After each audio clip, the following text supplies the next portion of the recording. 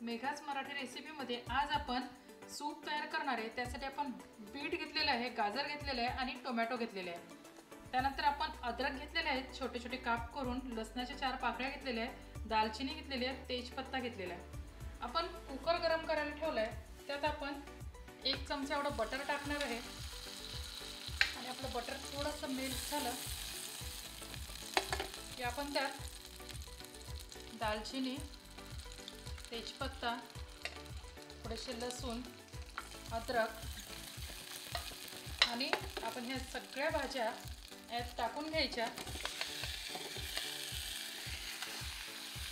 थोडासा गॅस मोठा करायचा, थोड्या ह्या परतून घ्यायच्या, अगदी 2 मिनिटं अशा परतून घ्यायच्या आणि यात 1 ग्लास एवढं पाणी टाकायचं आणि कुकरला 2 ते 3 शिट्ट्या घ्यायच्या आहेत। यात 1 ग्लास एवढं आपण पाणी टाकू आणि कुकरचं झाकण बंद करू आणि 2 ते 3 याच्या शिट्ट्या घेऊन घेऊ। आपल्या आता याची कुकरची वाफ गेली आहे, आपण कुकर काढून घेऊ। तुम्ही बघू शकता आपले बीट, टोमॅटो, गाजर किती छान शिजलेत। आता आपण याचं हे पाणी आहे हे वेगळं काढून घेऊ आणि आपले बीट, गाजर आणि टोमॅटो मिक्सरमध्ये बारीक करू।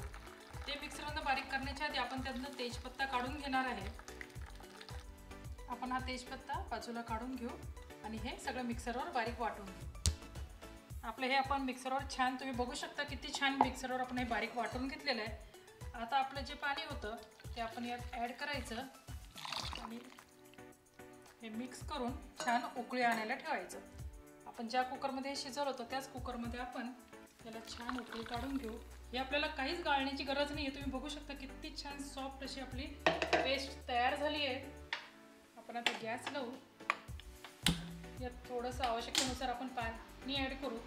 आपण जे पाणी शिजायला टाकलं होतं सुरुवातीला आपण तेच पाणी यात ॲड करणार आहे आणि जर आणखी आपल्याला पाण्याची आवश्यकता लागली तुम्हाला जेवढं घट्ट पाहिजे, पातळ पाहिजे त्यानुसार तुम्ही त्याची कन्सिस्टन्सी ठेवू शकता।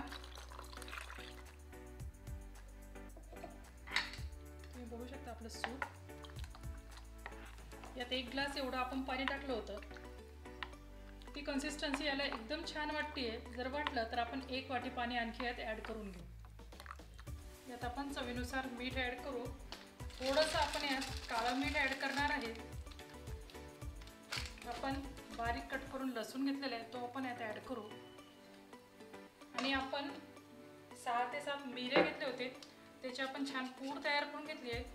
ती मिरे पूड आपण यात ॲड करणार आहे। ही आपल्याला जास्त बारीक नाही करायची, ओबडधोबडच करायची आहे आणि आपल्या सूपला छान उकळी आली की आपलं सूप सर्व करू। आता आपण गॅस बंद करू आणि आपलं सूप सर्व करून घेऊ। बघू शकता आपलं सूप किती सुंदर झालंय। हे टेस्टी खूप आहे, हिमोग्लोबिनही वाढतं याने, चवीलाही छान आहे, पौष्टिक, हेल्दी असं आपलं हे सूप तयार आहे। हे तुम्ही नक्की एकदा ट्राय करा। रेसिपीला लाईक करा, शेअर करा, प्लीज रेसिपीला सबस्क्राईब करा। थँक्यू।